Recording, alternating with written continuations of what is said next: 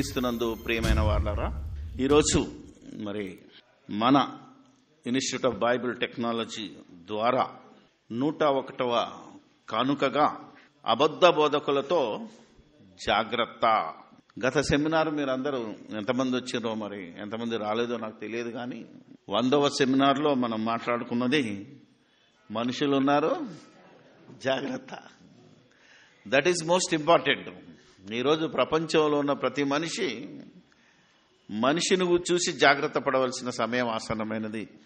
ఏ జాతి పక్షి ఆ జాతిని, ఒక కాకిని చూసి కాకి భయపడదు, అవునా? ఏమ్మా, ఏ జాతిలో జంతువులు కానీ పురుగులు కానీ వాటిని భయపడవు, కానీ కేవలం మానవ జాతి ఒకటే సాటి మనిషిని చూసి భయపడే పరిస్థితి దాపురించింది. ఈరోజు మన దేశంలోనే కాదు, టోటల్ ప్రపంచంలో మనిషిని చూసి మనిషి భయపడే పరిస్థితి వచ్చింది.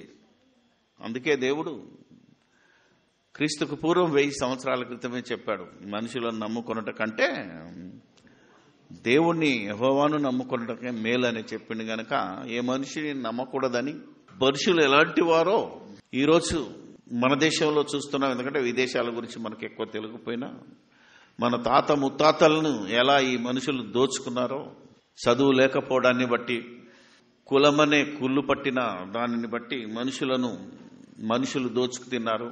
దాంట్లో నుంచే మనం పోరాడి స్వతంత్రం తెచ్చుకున్నాం.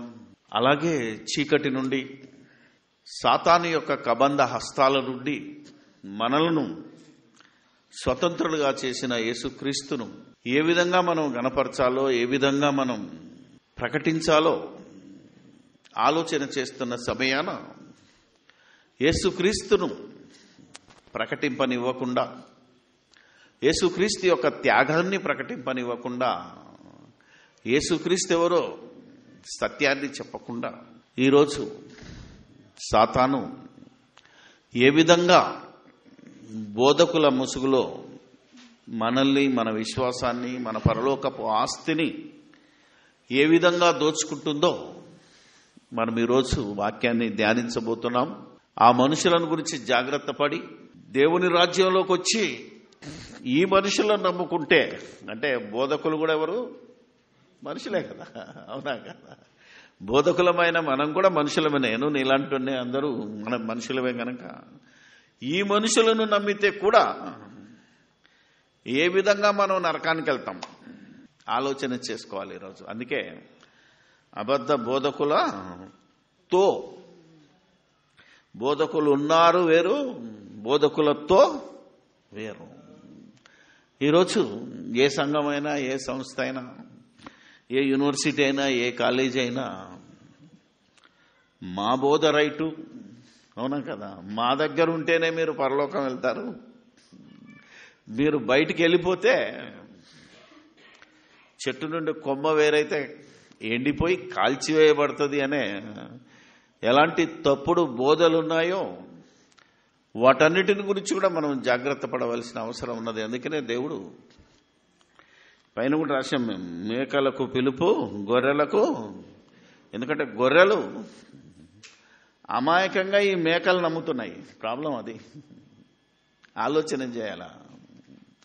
ఇందుకు ఈ మేకలు ఎవరో, గొర్రెలు ఎవరో గతంలో మీకు చెప్పిన బైబిల్ ప్రకారంగా గొర్రెలు క్రీస్తునందు విశ్వాసం ఉంచిన వారు, యేసు దేవుని కుమారుడని విశ్వసించిన వారందరూ, దేవుడు ఉన్నాడని పాత నిబంధనలో, కొత్త నిబంధనలో యేసు దేవుని కుమారుడని విశ్వసించిన వారే గొర్రెలు. ఎందుకంటే ఆయన అంటాడు, నా గొర్రెలు నా స్వరము వింటాయనే మాటను మనం తీసుకుంటే, ఈ గొర్రెలు ఈ మేకలను నమ్మి ఏ విధంగా నాశనం అయిపోతున్నాయో, ఈ మేకలకు గొర్రెలకు ఏ రకమైన తీర్పు ఈరోజు ఈ క్షణము ఎప్పుడైతే యేసుక్రీస్తు దేవుని కుడిపార్శ్వంలో కూర్చొని పరిపాలన ప్రారంభమైందో అప్పటి నుంచే ఎలా తీర్పు తీరుస్తున్నాడో, మేకలు ఎటువైపు వెళ్ళిపోతున్నాయో, గొర్రెలు ఎటువైపు వెళ్ళిపోతున్నాయో ఆ తీర్పు ఈ భూమి మీద జరుగుతున్నది. ఈ జరుగుతున్న దాన్ని కూడా మాయ చేసి జరగబోతుంది అని చెప్పే దుర్బోధకులనే అబద్ధ బోధకులు అనే పేరుతో ఈరోజు మీకు పరిచయం చేయబోతున్నాను.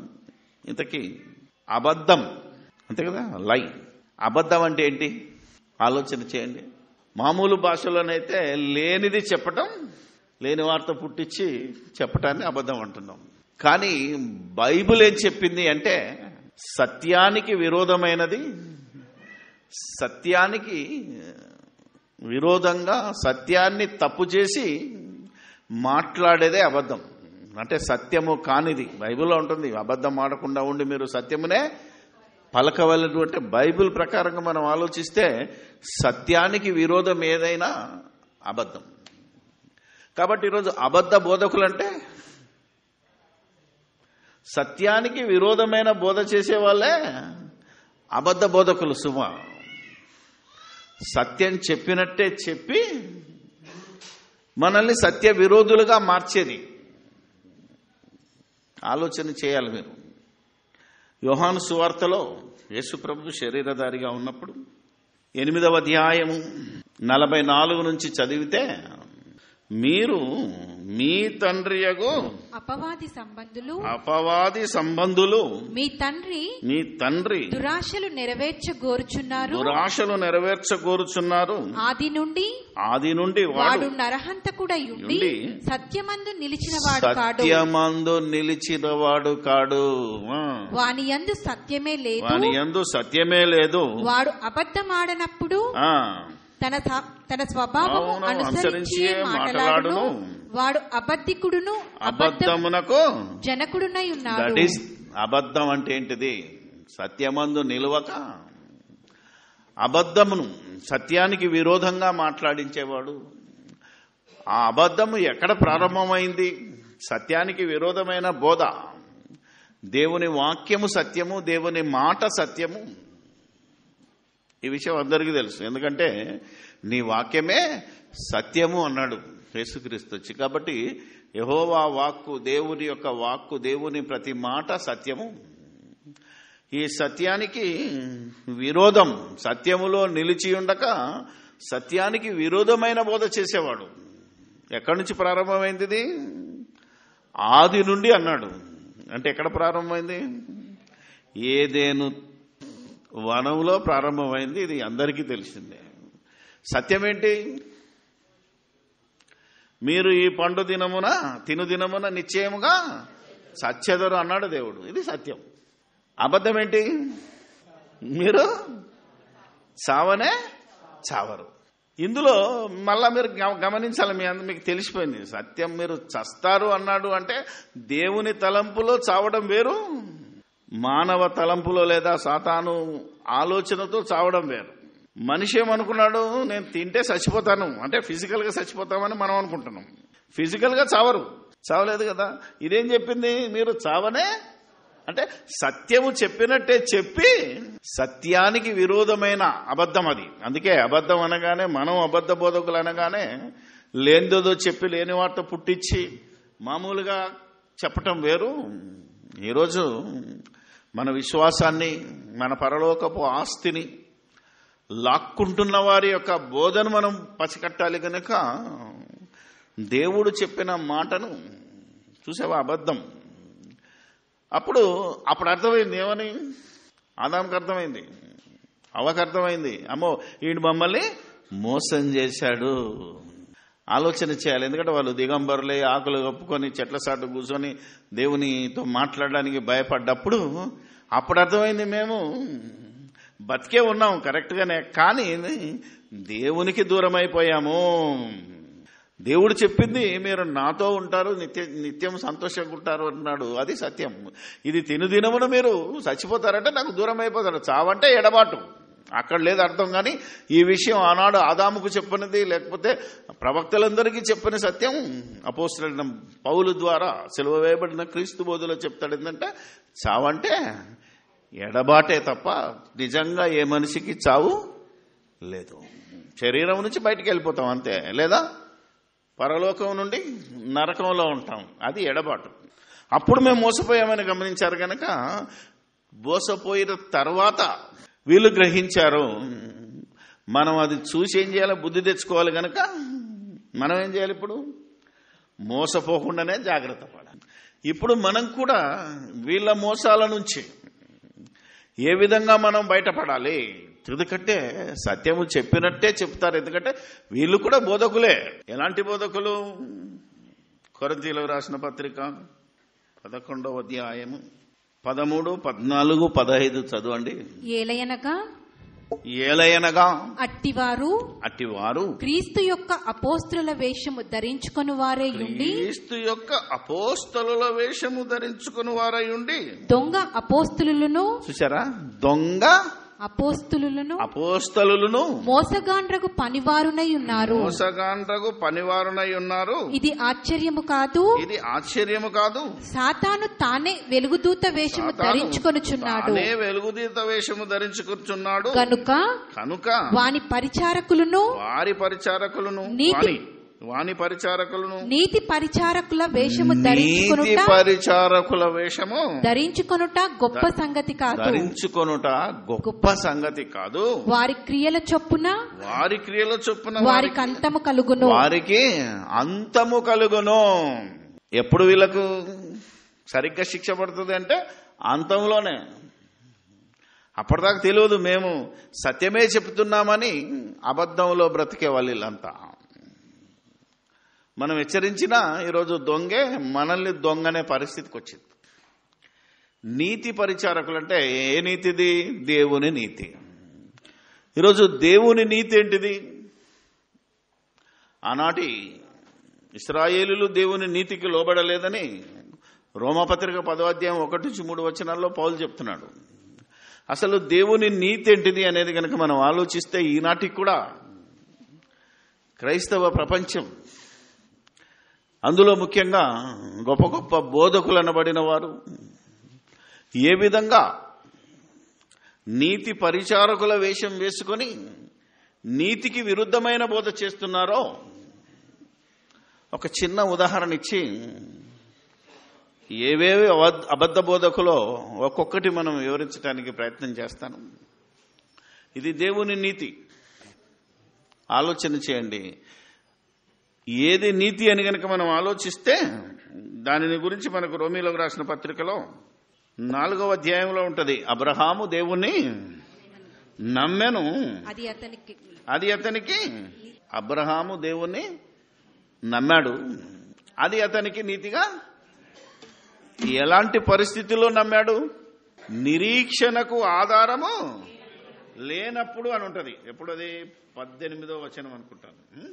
4వ అధ్యాయంలోనే అబ్రహాము దేవుని నమ్మిన నీతిగా చెప్పడంతా 18వ వచనం చూస్తే, నీ సంతానము ఇలాగు ఉండునని చెప్పిన దానిని బట్టి తాను అనేక జనములకు తండ్రి యగునట్లు నిరీక్షణకు ఆధారము లేనప్పుడు అతడు నిరీక్షణ కలిగి నమ్మెను. నిరీక్షణకు ఆధారమే లేనప్పుడు ఇది దేవుని నీతి. అంటే మనం దేవుని నమ్మాలంటే ఏం చేయాలా? మనకేమన్నా సాక్ష్యం కావాలా? అంతే కదా, ఆధారం కావాలి కదా. ఏమండి, ఇప్పుడు నమ్మే వాళ్ళందరూ ఏం చెప్తున్నారు? నమ్ముమని చెప్పే బోధకులు కూడా ఏం చెప్తున్నారు? ప్రూఫ్. మేము కావాలంటే సైంటిఫికల్గా ప్రూవ్ చేస్తామని ఒకడు, మేము చరిత్ర ప్రకారంగా ప్రూవ్ చేస్తామని ఒకడు.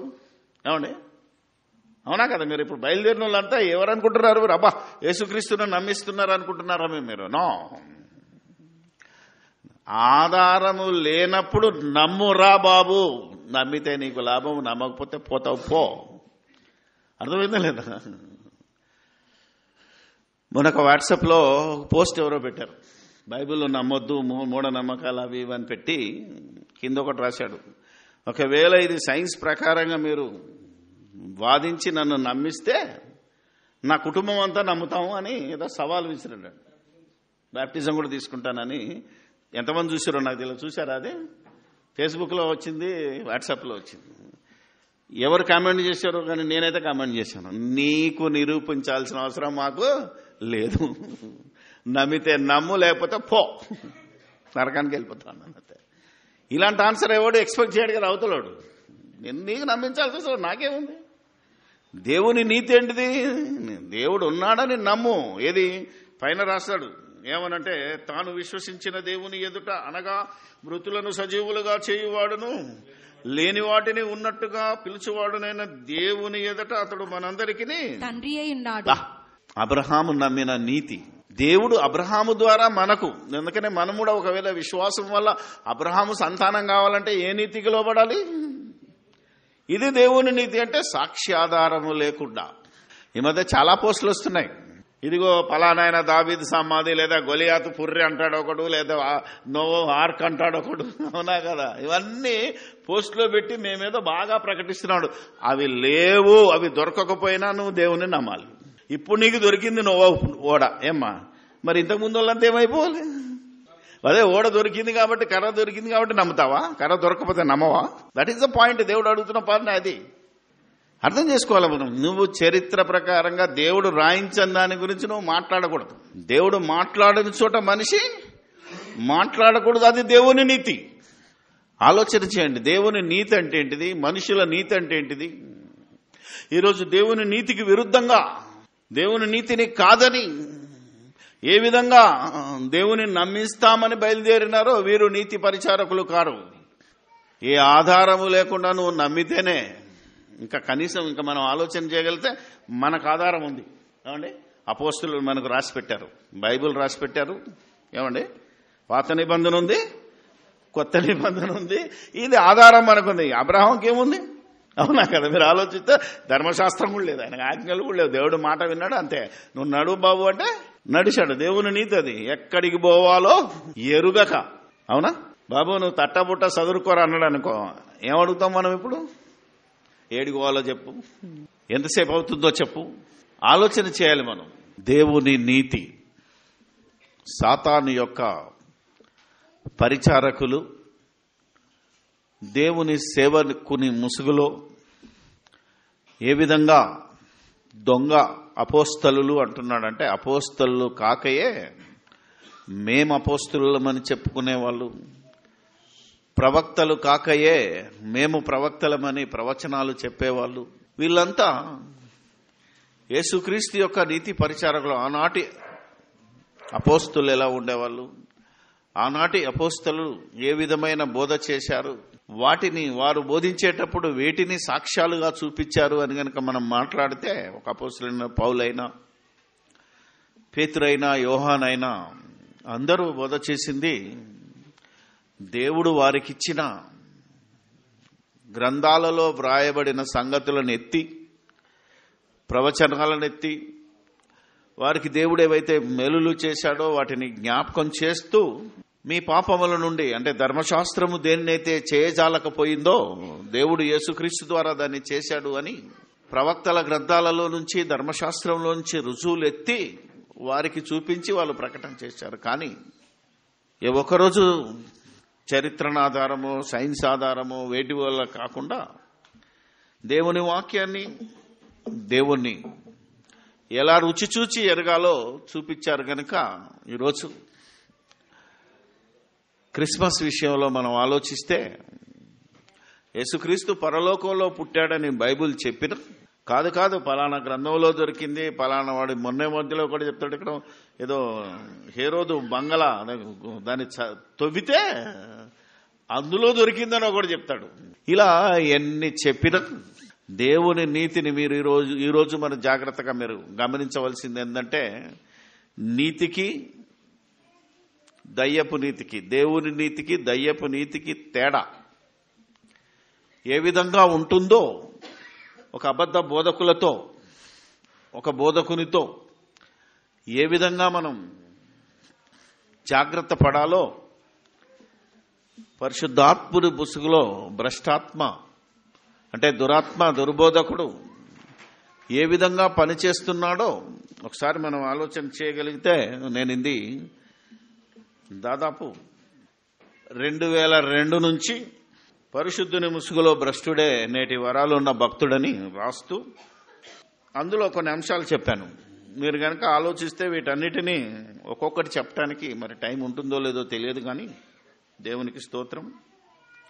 ప్రార్థించిన నూనె సీసాల కోసం ప్రార్థన చేయమనడం, కొనుక్కోమనడం, అన్య భాషలు మాట్లాడడం అనడం, పేర్లు పెట్టి పిలిచడం, నెత్తి మీద చేతులుంచి ప్రార్థన చేయడం అంటే అభిషేకించటం, నీకెక్కడ రోగం ఉంటే అక్కడ చేయి పెట్టుకో అని నీ చేతినే నీ రోగం ఉన్న దగ్గర చేయి పెట్టుకోమనడం, ఇలాంటివి. స్వస్థపడ్డానన్న వారితో సాక్ష్యాలు ఇప్పించే వాళ్ళు ఉంటారు చూసావా, వాళ్ళని గురించి మనం జాగ్రత్త పడాలి. ప్రవచనాలు చెప్పే వారితో పరలోకాన్ని చూసి వచ్చానని చెప్పటం, దేవుణ్ణి చూశాను, ఆయనతో మాట్లాడాను, ఆయన స్వరం విన్నాను, ఇప్పుడే వస్తున్నాను, అక్కడ నేను పరలోకం వెళ్తే నాకు పేతురు కనబడలేదు అని చెప్పటం, లేకపోతే ఇంకొక ఆయన కనబడ్డాడు అనడం, మా కూతురు ఉంది, మా కొడుకున్నాడు, ఇంకెవడో ఉన్నాడు అని చెప్పటం. మంత్రశక్తులు క్షుద్రశక్తుల నుంచి నేను విడిపిస్తాను, పలానోడు నీకు మంత్రాలు చేశాడు, దయ్యాలు చేశాడు, భానుమతి చేశాడు, వాటి నుంచి ప్రార్థన చేసి ఉపవాస ప్రార్థన చేసి నిన్ను విడిపిస్తాననే వాడితో జాగ్రత్త పడడం.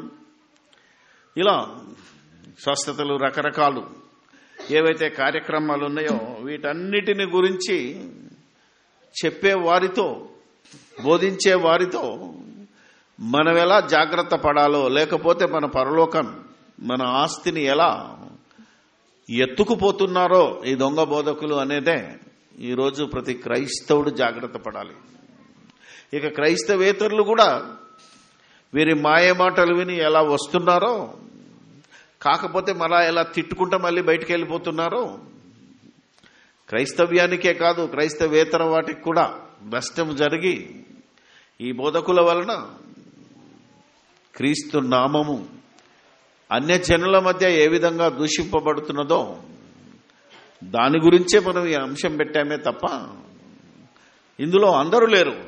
సత్యం కోసం పోరాడేవాళ్ళు, సత్యానికి సాక్షులుగా ఉండేవాళ్ళు, దేవుని నీతికి లోబడేవాళ్ళు తక్కువ బద్దుండి దేవుని నీతికి లోబడక తమ సొంత నీతికి లోబడే వాళ్ళు ఈరోజు ఎక్కువైపోయారు. కనుకనే క్రైస్తవ్యంలో ఎదుగుదల లేని పరిస్థితి, క్రైస్తవ్యంలో విశ్వాసుల సంఖ్య తగ్గిపోతూ, యేసుక్రీస్తు అన్న మాటను గుర్తు చేసుకుంటే, మనుష్య కుమారుడు మళ్ళా రెండవ రాకడలో నేను భూమి మీద విశ్వాసమును కనుగొందునా అని ప్రశ్నించి వెళ్ళాడు. అంటే విశ్వాసములో నుంచే తప్పించే కార్యక్రమం. విశ్వాసానికి మూలం యేసు దేవుని కుమారుడని నమ్మడం. యేసు దేవుని కుమారుడని నమ్మకుండా యేసే యెహోవా, యేసే తండ్రి అని యేసుక్రీస్తు పరిచారకులుగా ఉండి మేము రెవరెండ్లము, బిషప్లము, ప్రొఫెసర్లము, డైరెక్టర్లమని చెప్పుకున్న వాళ్ళు కూడా క్రీస్తు బోధలో నుండి మనల్ని తొలగించి, దేవుని నీతిలో నుండి మనం తొలగించి ఏ రకంగా ఈరోజు మనల్ని విశ్వాస భ్రష్టులుగా మారుస్తున్నారో ఈ కార్యక్రమాన్ని వీక్షిస్తున్న వాళ్ళు, లేదా దీనిని మీరే కాదు రేపు ఆడియో ద్వారా, వీడియో ద్వారా, సోషల్ మీడియాలోను ప్రపంచమంతా చూసేవాళ్ళు కూడా మీరు జాగ్రత్త పడాలి. ఎందుకంటే ఒక మంచి మాట చెప్తాను. తెస్సలోనికలకు రాసిన పత్రిక 2వ అధ్యాయము 1వ వచనం నుండి చదువుదాం. ఇది రెండవ రాకడ విషయంలో. సహోదరులారా, ప్రభువు దినం ఇప్పుడే వచ్చి ఉన్నట్టుగా ఆత్మ వలనైనను, ఆత్మ మాకు పరిశుద్ధాత్మ ప్రేరేపణ ఉందని, మాకు పరిశుద్ధాత్మ ద్వారా బయలుపరచబడిందని ఎవడైతే చెప్పుతాడో అది మోస్ట్ ఇంపార్టెంట్ థింగ్. ఈ రోజుల్లో పరిశుద్ధాత్మ ప్రేరణ బైబిల్ రాసిన వారికి మాత్రమే. ఏ రోజైతే ప్రవక్తలు ఉన్నారో, ఎవరైతే అపోస్తలులు ఉన్నారో, ఎవరైతే ఈ జీవ గ్రంథాన్ని రాసినారో వాళ్ళందరూ, ఈ జీవవాక్యాన్ని రాశారో వాళ్ళందరికీ పరిశుద్ధాత్మ ప్రేరణ ఉంది.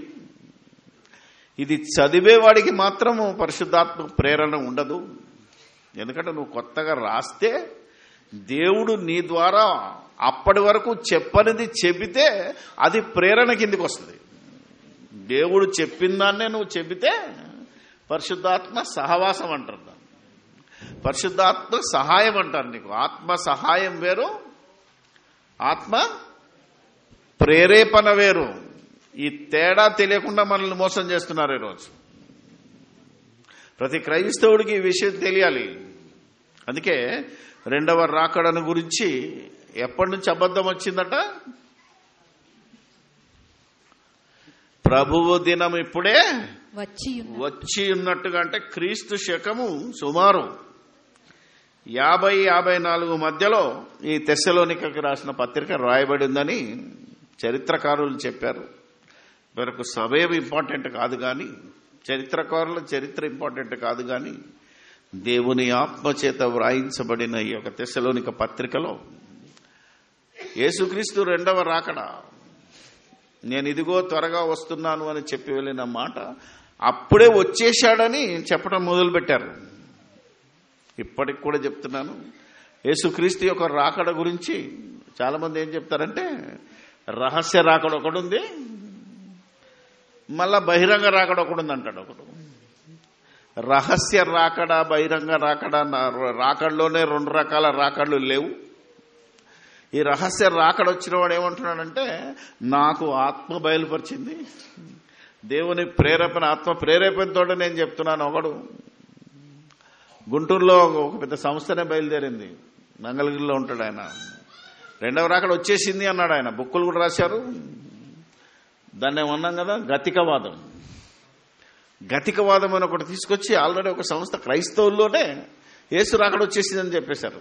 కాబట్టి ఇప్పుడు చెప్తున్నాడు చూడండి, మాట వలన నైనను మేము మాట్లాడిన మాటను మా యొద్ద నుండి వచ్చినదని చెప్పిన పత్రిక వలనైనను, అంటే అపోస్తలు రాసిన పత్రికలు ఏవైతే ఉన్నాయో, లేదా ప్రవక్తలు రాసిన గ్రంథాలు ఏవైతే ఉన్నాయో, లేదా సువార్తల్లో మాకు ఈ సత్యం తెలిసిందని ఎవడైనా చెప్పినా దాని అర్థం అది. ఎక్కడా లెక్క కట్టకూడదంటే వాక్యానికే రెండవ రాకడ ఎప్పుడు వస్తుందో తెలియదు అంటే, వాక్యమైన క్రీస్తే నాకు తెలియదు అన్నాడు గనక దీనికి మరొకడు ఏం చెప్తాడు తెలుసా మీకు? ఆయన శరీరంలో ఉన్నప్పుడు నాకు తెలియదు అన్నాడు. ఆయన ఇప్పుడు సర్వాధికారం వచ్చింది కదా, ఇలా మనల్ని మోసం చేసేవాడు ఉంటాడు మళ్ళీ. ఎందుకంటే ఈరోజు జరుగుతున్న మోసాలన్నీ అవే. అప్పుడు బాగు చేసినవాడు ఇప్పుడు ఎందుకు బాగు చేయడు? ఇది ఎవరి నీతి? మనుషుల నీతి. దేవుని నీతి వేరుంటుంది. నేను ఎప్పుడు బాగు చేస్తానో అప్పుడు బాగు చేస్తాను, ఎప్పుడు మీకు రక్షణ ఇస్తానో అప్పుడు మీకు రక్షణ అంటాడు ఆయన. ఆయన నీతికి లోబడకుండా ఈరోజు దుర్బోధ చేసుకుంటున్న ఈ బోధకులను పసిగట్టాలంటే ఇట్లున్న చూడండి. ఎవడైనను చెప్పిన ఎడల మీరు త్వరపడి చంచల మనస్కులు కాకుండవలననియు బెదరకుండవలననియు మన ప్రభువైన యేసుక్రీస్తు రాకడను బట్టియు మనము ఆయన యొద్ద కూడుకొనుటను బట్టియు మిమ్మును వేడుకొనుచున్నాము. మొదట భ్రష్టత్వము సంభవించాలి. నాశన పాత్రుడగు పాప పురుషుడు బయలుపడితేనే గాని ఆ దినము రాదు. ఏది దేవుడనబడునో ఏది పూజింపబడునో దానినంతటిని ఎదిరించుచు దానికంతటికి పైగా వాడు తన్ను తానే హెచ్చించుకొనుచు తాను దేవుడనని తన్ను కనపరుచుకొనుచు దేవుని ఆలయంలో కూర్చుండెను గనుక ఏ విధముగానైనను ఎవడును మిమ్మును మోసపరచనీయకుడి. గొప్ప మాట చెప్పాడు. ఇప్పుడు ఈరోజు మీరు చూస్తే, నేను చాలా చర్చిలు చూశాను, చర్చి ముందు రాసుకుంటారు ఏమనో తెలుసా, ఇదే పరలోకపు గవిని అట. ఎవడి ఈడు కట్టిన చర్చి పరలోకపు గవినా? దీన్ని దేని గురించి రాసుకున్నాడో వీడికి అనవసరం. ప్రతివాడు ప్రతి చర్చిలో నీ చర్చే పరలోక గవిన, మరి పక్కోడు రాసుకున్నాడు వాడి చర్చి కాదా?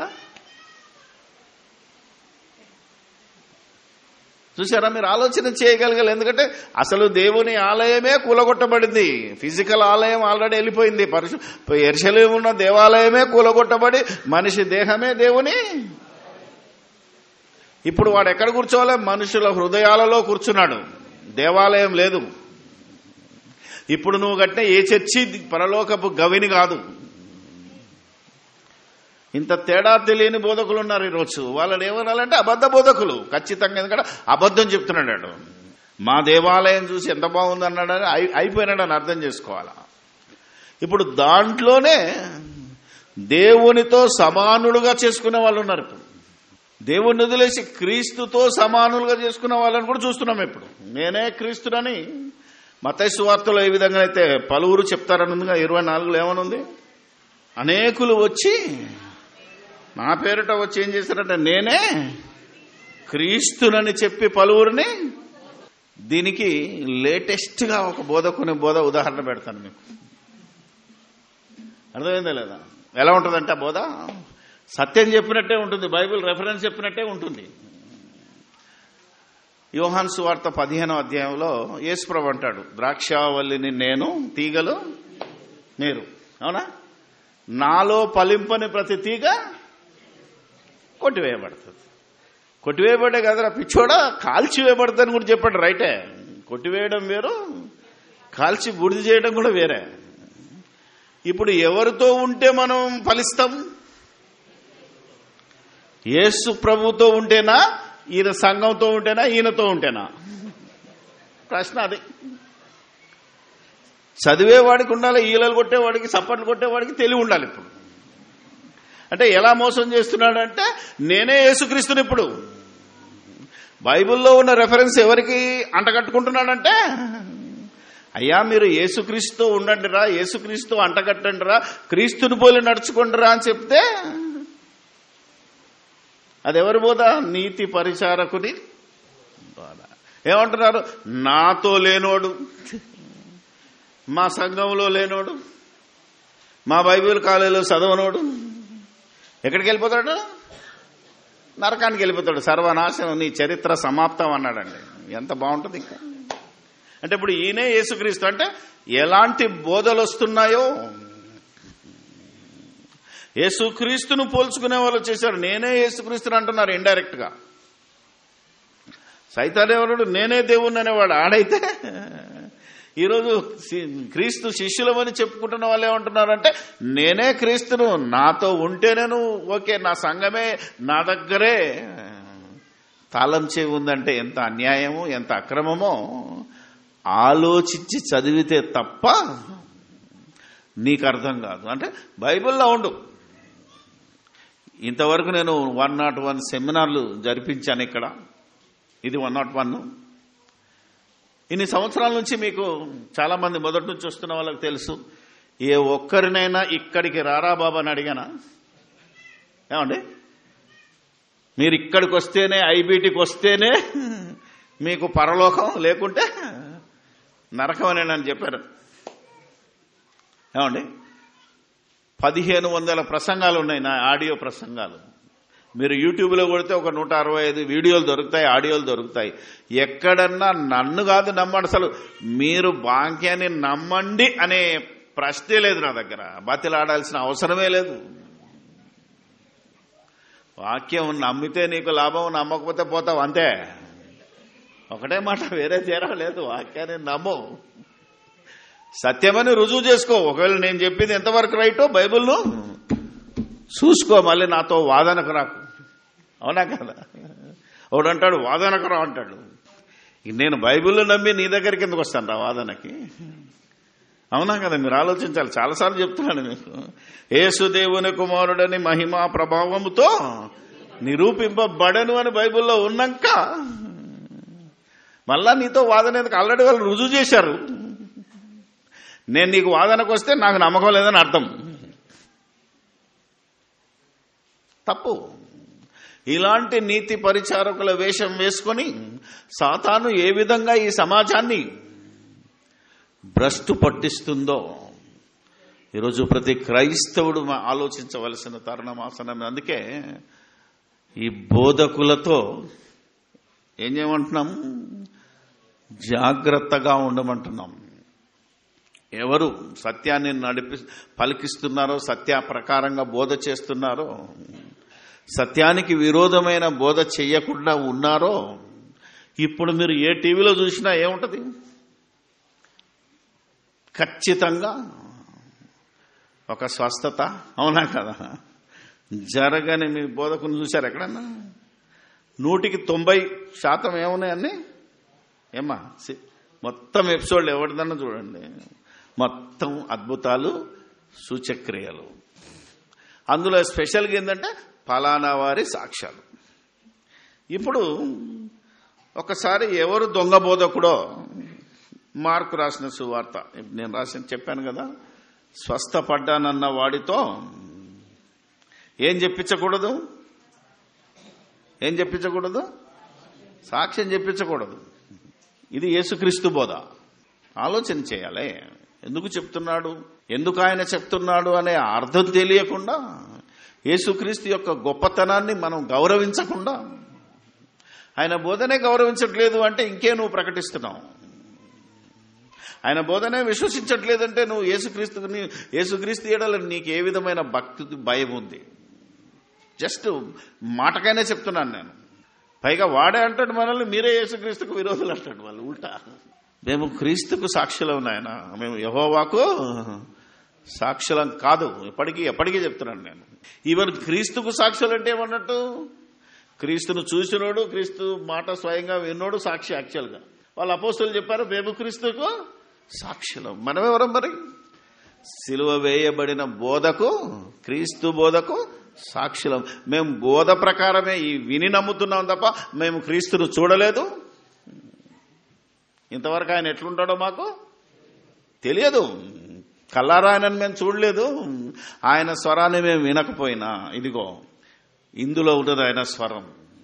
ఆయన ప్రతి మాటను మేము విని విశ్వసిస్తున్నాం కనుక మేము ఈ వాక్యానికి సాక్షులం. లెక్క ప్రకారంగా ఇన్డెప్త్కి వెళ్తే మనం దేవుని వాక్యమే యేసుక్రీస్తే కాబట్టి వాక్యానికి సాక్షులం. మళ్ళీ వాక్యం మన చేతిలో ఉంది, మన యొద్ద ఉంది, మన నోట్లో ఉంది, మన హృదయంలో ఉంది. ప్రతిదీ వాక్యమే. ప్రతి విషయం అడుగడుగున మనం యేసుక్రీస్తు యొక్క గొప్పతనాన్ని దేవుడే చెప్పాడు. నా కుమారుని ప్రకటించమన్నాడు. మరణ సమాధి అట్లా బాగుంటుందమ్మా. అందుకని మనం ఆలోచన చేయగలిగితే ఎంత బాగుందో. మార్కు రాసిన సువార్త ఇక్కడ ఎందుకంటే 2 పాయింట్లు చెప్తున్నాడు మీకు. యేసుక్రీస్తు పరిచినప్పుడు ఎందుకు ఎవరితో చెప్పకూడదన్నాడో, వాడెళ్ళి ఎందుకు చెప్పాడో, ఒకడెళ్ళి దేవాలయంలో ఎందుకు చెప్పుకున్నాడో, ఇవన్నిటిని మనం బైబిల్ ఆలోచించాలి. ఒక కుష్ఠరోగి వచ్చాడు ఆయనకు, అంతేనా కదా? 43 నుంచి చదవమ్మా. అప్పుడాయన ఎవనితోనూ ఏమియూ చెప్పకు సుమి కానీ నీవు వెళ్ళి వారికి సాక్షార్థమై నీ దేహమును యాజకునికి కనపరుచుకొని నీవు శుద్ధుడవైనందుకు మోషే నియమించిన కానుకలను సమర్పించుమని వానికి ఖండితముగా ఆజ్ఞాపించి వెంటనే వానిని పంపివేసెను. ఎంత బాగుంది ఇది. కుష్ఠరోగం బాగైంది. బాగైన వెంటనే ఊరుకోలందరికీ చెప్పమన్నాడా? యేసు ప్రభు నా కుష్ఠరోగం బాగు చేసిండో అని మైక్ ఇచ్చి సాక్ష్యం చెప్పి, అప్పుడు మైకులు లేవు అనుకుందాం పోనీ, ఇప్పుడేమైనా ఉన్నాయా? కానీ ఒక మాట చెప్పాడు, నువ్వు వెళ్ళి యాజకుని దగ్గరికి వెళ్ళమన్నాడు. దీని విషయం ఎప్పుడన్నా ఆలోచించారా? ఎందుకు యాజకుని దగ్గరికి వెళ్ళాలి? నీ దేహం ఇప్పి చూపించమంటున్నాడు అంటే మీరు ఆయన ధర్మశాస్త్ర కాలంలో ఉన్నాడు, కుష్ఠరోగి ధర్మశాస్త్ర కాలంలో ఉన్నాడు. యేసుప్రభు యూదుడు, అతడు కూడా యూదుడు, ఇశ్రాయేలీయుడు. ఇప్పుడు ఇశ్రాయేలుడికి ఎవరికైనా కుష్ఠరోగం వస్తే ఏం చేయాలి తెలుసా మీకు? ధర్మశాస్త్ర ప్రకారంగా ఊరు బయట ఉండాలాడు, ఊర్లో ఉండడానికి వీల్లేదు. కుష్ఠరోగం బాగయ్యేంత వరకు వాడు ఊళ్ళోకి రాకూడదు, చర్చిలో దేవాలయంలో ప్రవేశించకూడదు. అది ఆజ్ఞ. యేసు ప్రభువును సరిగా అర్థం చేసుకోవట్లేదు ఈరోజు హేతువాదులు కానీ, నాస్తికులు కానీ, మతోన్మతులు కానీ. మరొకసారి చెప్తాడు, ఒకడేవచ్చాడు, మా తండ్రి చనిపోయాడు. అర్థమైందా లేదా మీకు? తండ్రి చనిపోయినాడు, ఆయనను పాతి పెట్టుకొని నేను వస్తానంటే ఏమంటాడు ఆయన? తమ మృతులను పాతి పెట్టుకుంటారు, నువ్వు వచ్చి నన్ను ఇదేంటయ్యా? తండ్రి చచ్చిపోతే పాతి పెట్టడానికి కూడా వీల్లేదా అని ఒకడు ప్రశ్నేశాడు. ఏం చెప్దాం? పోనీ యేసుక్రీస్తు అన్యాయస్తుడా? చెప్పండి మరి. కాదు. ఎందుకు ఆ మాట అన్నాడు మరి? ఆయనకు ధర్మశాస్త్రంలో రాసినది ఏందో తెలుసా? ఎవడైనా తండ్రి శవాన్ని ముట్టుకుంటే, తల్లి శవాన్ని ముట్టుకుంటే ఏం కావాలాడు? ఊరు బయట వెళ్ళిపోవాలి. అది రూలు. అంటే ఇప్పుడు నువ్వు మీ నాన్న నువ్వు పాతిపెట్టి వస్తానంటే నువ్వు 10 రోజులు అవుట్.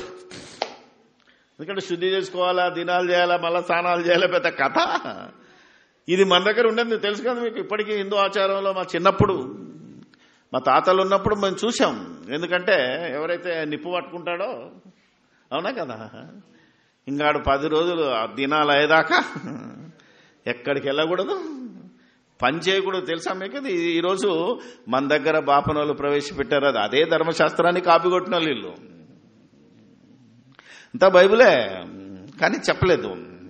కాబట్టి ఇప్పుడు 10 రోజులు దాకా పోతావు నువ్వు, నా దగ్గర రాకపోతే ఈ 10 రోజుల్లో నువ్వు పోతే, అవునా కదా, ఆలోచన చేయాలి. నా దగ్గర ఉంటే రక్షింపబడతావు, నువ్వు అటే పోతే చచ్చిపోయిన వాళ్ళు పాతి పెట్టుకుంటారా బాబు. నువ్వు వచ్చి నన్ను వెంబడించు, ఇంకా టైం లేదు. ఎంత బాగుంది సార్, 10 రోజులకే అవకాశం ఇవ్వకపోతే ఈడెప్పుడు వస్తానంటాడు మనోడు. అయ్యా నాకు బాప్తిసం వేశారని వచ్చింది అనుకో, ఇప్పుడు కాదు, నిన్న 6 నెలలు పరీక్ష చేయాలి, అవునా కదా, లేకపోతే ఆ ఏడాది పరీక్ష చేయాలా. అయినా బాప్తిసాలు ఇప్పుడు ఎందుకయ్యా, 1 జనవరికి ఇద్దాం పో, లేదా క్రిస్మస్ ఇద్దాం పో, మనకు బాగానే ఉంటుంది, మంచి చెప్పినట్టే ఉంటుంది, అవునా కదా. అబ్బా ఎంత బాగా చెప్తున్నాడు పాస్టర్ గారు, నా కోసమే చెప్తున్నాడు అనుకుంటావు, కానీ నువ్వు పోయేటట్టు చెప్తున్నాడని నీకు తెలియదు, అంతేనా కదా. ఈ లోపల నువ్వు చచ్చిపోతే నీకు మేలు చేసిండా ఈ బోధకుడు, కీడు చేశాడా? ఎన్ని విషయాలను మనం ఈరోజు లోతుగా ఆలోచించుకుంటూ పోతుంటే మనకు టైం కాదు. ఈ సెమినార్ ఇదే అంశం మీరు చెప్పాలంటే నేను 1 వారం రోజులు కరెక్ట్గా చెప్పగలను. టూకీగా మనం మాట్లాడాలి అంటే ఇక్కడ కూడా ఏమన్నాడంటే, నువ్వు యాజకుని దగ్గరికి వెళ్ళరా. ఎందుకనంటే యాజకుడు చూసి సర్టిఫై చేస్తే వాడు ఊళ్ళో ఉండొచ్చు, గుళ్ళోకి రావచ్చు. ఆ ఒక్కనికే చెప్పమన్నాడు తప్ప ఊరందరూ చెప్పమన్నది. ఇలాంటి రెఫరెన్స్లు మీకు 10 ఇస్తాను నేను. స్వస్థపడ్డానని వాడు సాక్ష్యం చెప్పొద్దు, వాడు ఎవడికి సాక్ష్యం చెప్పకూడదు అనేది యేసుక్రీస్తు బోధ. ఇలా ఒకటి చెప్పుకుంటూ వెళ్తే ఆ రోజు నుంచి యేసుప్రభు ఏం చేశాడంటే గాయం. ఇక వీళ్ళ మధ్యలో ఉంటే వీళ్ళందరూ స్వస్థతల కోసం వస్తారు నా దగ్గరికి. వీళ్ళందరూ నిజమైన ఆహారం కోసం రారు. అక్షయమైన ఆహారం అంటే శరీరంలో యోహాను సువార్త 6వ అధ్యాయం ఆకలిలో ఉంటుంది. మీరు సూచనలు చూడడానికి, రొట్టెలు తినడానికే వస్తున్నారు తప్ప అసలు నేను వచ్చిన సిస్టమ్ ఏంటిది, నేను వచ్చిన పని ఏంటిదో అది మర్చిపోతున్నారు. కనుక ఆయన వీళ్ళకు దూరంగా పారిపోయి ఎప్పుడు కొండ మీద ప్రార్థన చేసుకోవడం. ఊళ్ళోంచి బయటికి వెళ్ళిపోయాడు. అంటే నువ్వు సాక్ష్యం ఇస్తున్నావు అంటే యేసుప్రభు ఊళ్ళోంచి బయటికి వెళ్ళిపోయాడంటే, ఈరోజు నువ్వు సాక్ష్యం చెప్పిస్తున్నావు అంటే నీలో నుంచి యేసుప్రభు వెళ్ళిపోయాడు, పడ్డోంతుడు వెళ్ళిపోయాడు. వీళ్ళెందుకు సాక్ష్యం చెప్పిస్తున్నారు తెలుసా మీకు?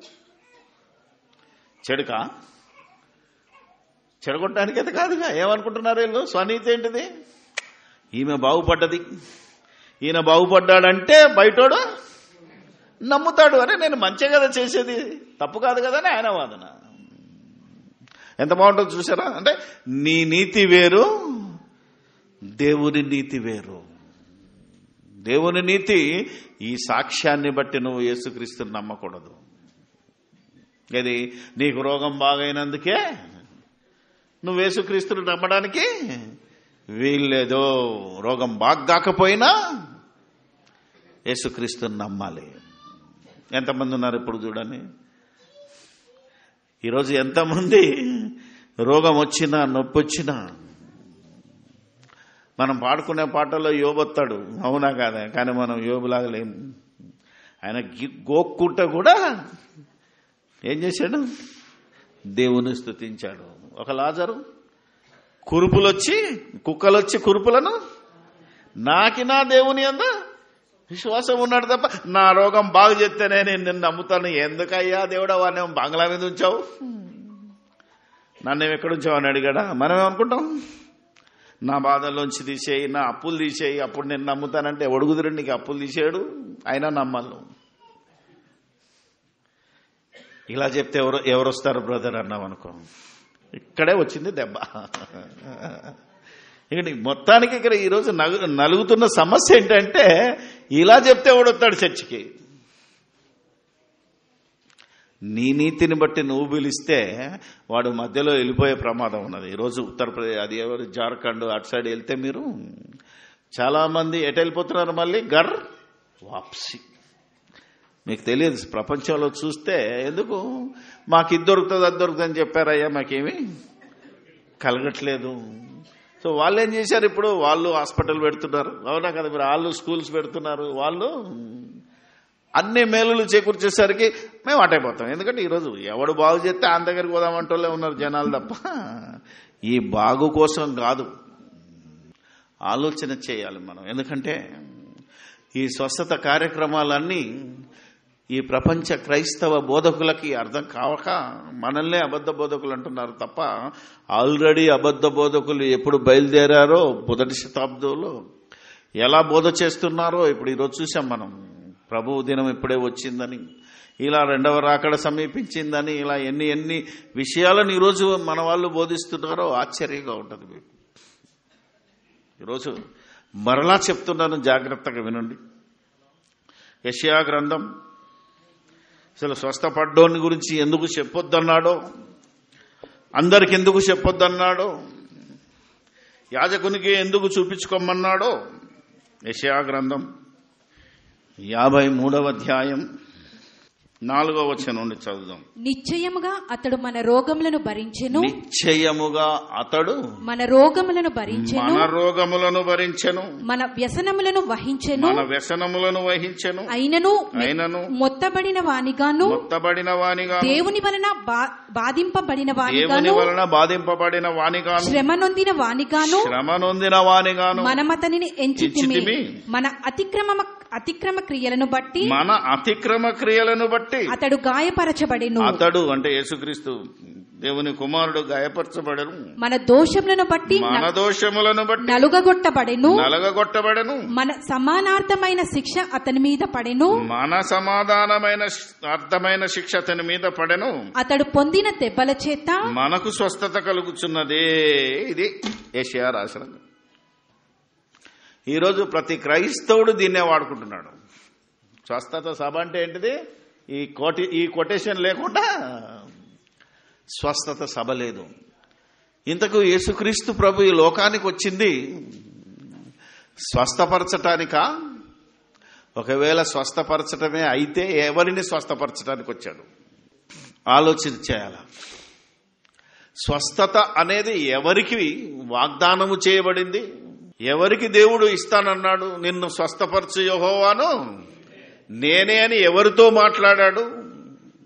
ఆ తర్వాత యేసుక్రీస్తు వచ్చి 12 మంది శిష్యులను ఏర్పాటు చేసుకొని, మీరు ఇశ్రాయేళ్ల ఇంటికే వెళ్ళండి, అన్యజనుల దారిలోనికి వెళ్ళకండి, కుష్ఠరోగులను బాగు చేయండి, దయ్యాలను వెళ్ళగొట్టండి, అన్ని చేయండి అని ఎందుకు యేసుక్రీస్తు బోధ చేశాడు? మొన్న ఒక డాక్టర్ గారు అడుగుతున్నారు నన్ను ప్రశ్న, ఆయన ఎండి క్రైస్తవుడు. సార్ నాకు ఒక ప్రశ్న అర్థం కాలేదు సార్, యేసుక్రీస్తు వచ్చింది అందరి కోసం కదా, ఆయన అందరికీ ప్రభు కదా, మరి ఆ రోజు ఒక ఇశ్రాయేలు గాని స్త్రీ వచ్చింది కదా, ఒక అమ్మాయి, ఒక ఆవిడ వచ్చి ఏమంటుంది, సమరయ స్త్రీ వచ్చి, నా కూతురా ఎవరు బాగలేదు, నన్ను బాగు చేయాలంటే నేను నశించిన ఇశ్రాయేలుకే వచ్చాను, మిమ్మల్ని బాగు చేయడానికి లేదంటే బల్ల మీద రొట్టె ముక్కలు తినడానికైనా మాకు అర్హత లేదని అడుగుతుంది ఆమె. అదేంటి ఆమెను బాగు చేయ, ఆమె అంత ప్రతిమాలుతుంటే వచ్చి, అన్యురాలు కదా, బతిమాలుతుంటే వచ్చి నా స్వస్థపరచమనంటే ఎందుకు స్వస్థపరచనంటున్నాడు యేసుస్వామి? ఇది న్యాయమా అన్యాయమా అని అడిగాడు. అంతే కదా, మీరు ఆలోచన చేయాలి. ఇది లూకా సువార్తలో ఉంటుంది, మీ అందరికీ తెలుసు.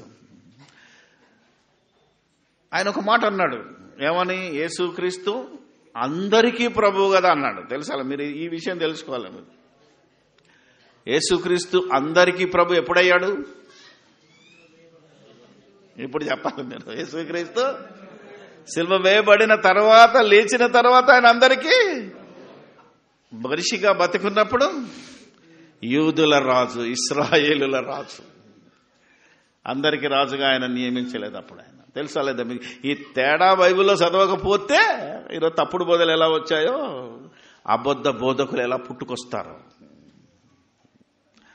ఈ తేడాను మీరు గమనిస్తే, ఆయన ఆ రోజు ఆ సమరయ స్త్రీకి మేము స్వస్థతని ఇవ్వమని ఎందుకు అన్నాడు?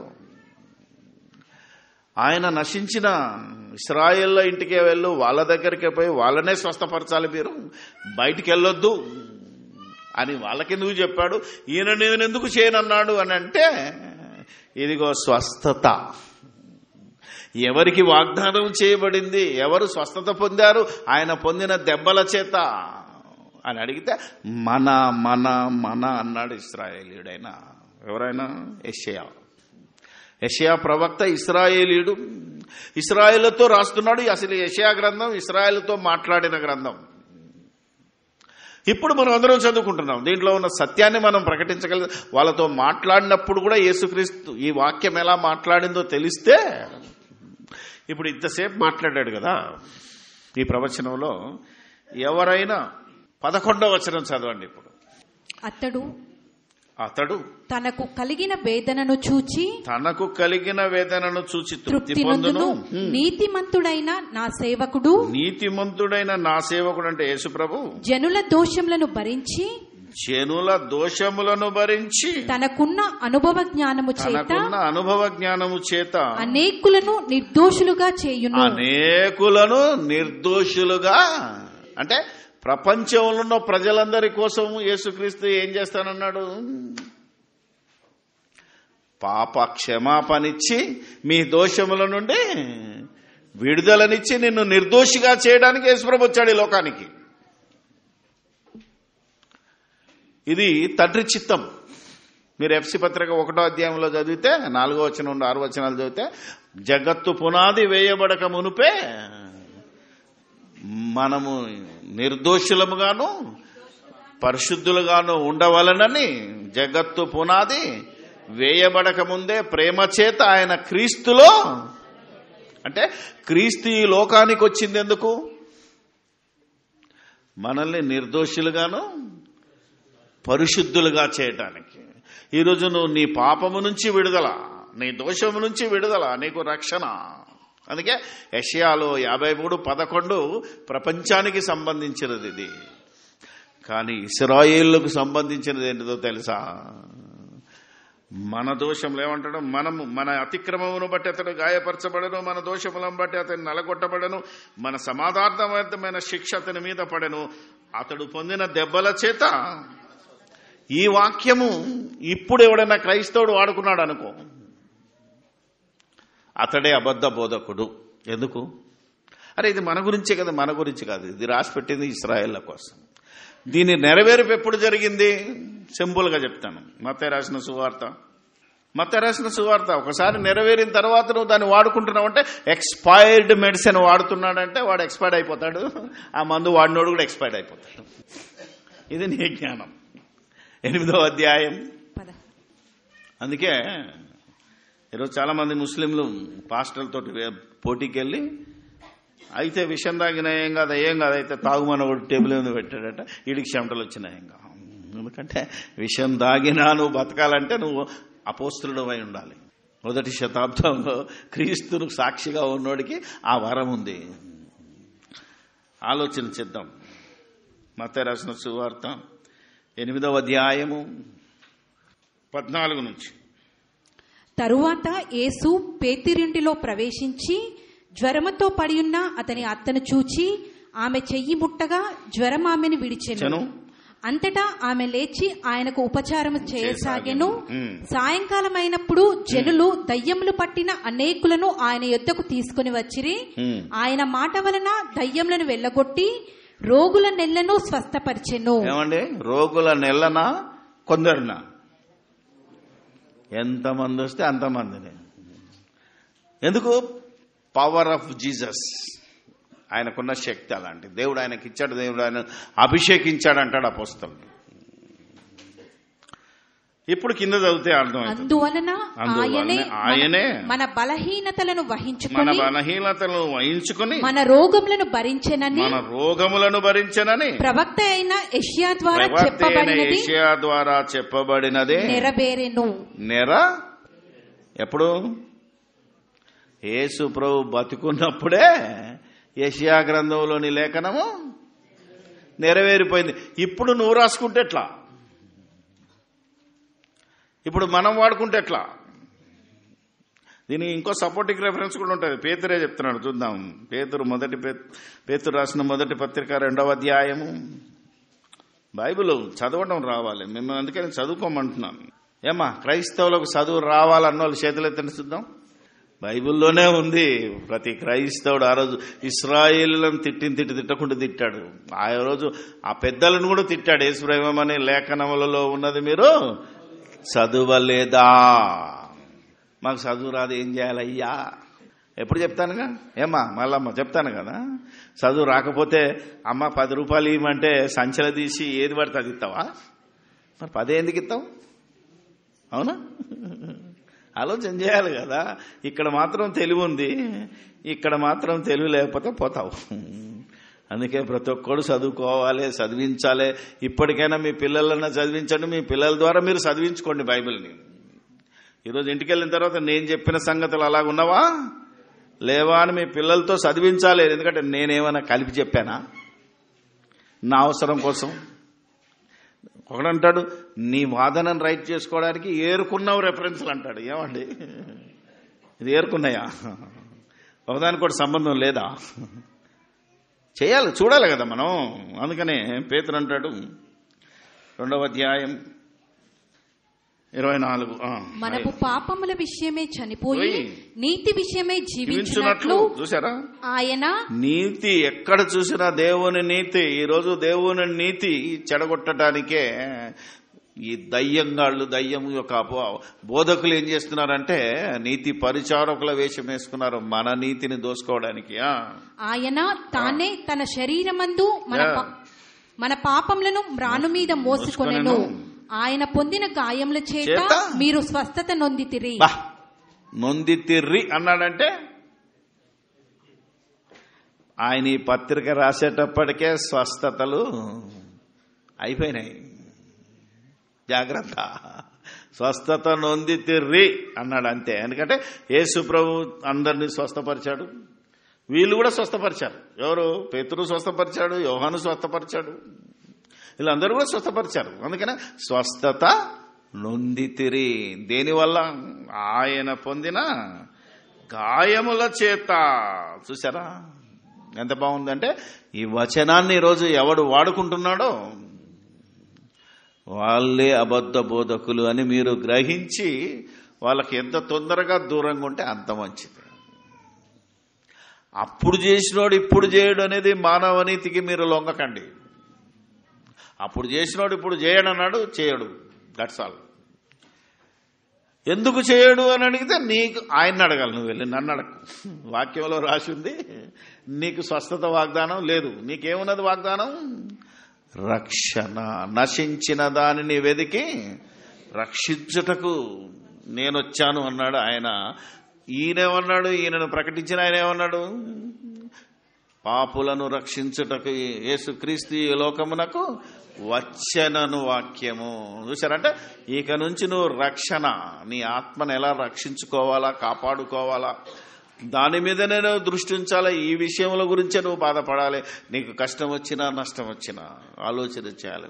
దేవుని యందు ఆనందించాలి అంటే ఒక గొప్ప మంచి మాటను పాత నిబంధనలో చూపించండి.